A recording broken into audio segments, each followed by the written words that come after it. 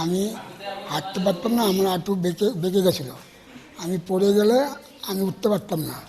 আমি এখানে আসি অন্যতম নার্সিংহোমে এসেছি, দে তার কাছে আমি এসেছি, তখন আমার চিকিৎসা করে। আমি চিকিৎসাতে আমি ভালো হয়েছি, আজকে আমি হাঁটতে পারছি, আমার অসুবিধা আর হয়নি।